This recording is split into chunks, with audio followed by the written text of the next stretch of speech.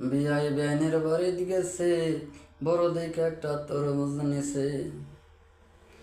বিয়ান সব মনে করছে এটা কাঁঠাল,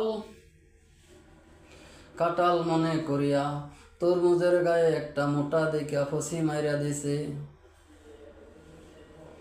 সকালবেলা যাইয়া দেখে ফসি মারার কারণে তরমুজটা পয়সা গেছে।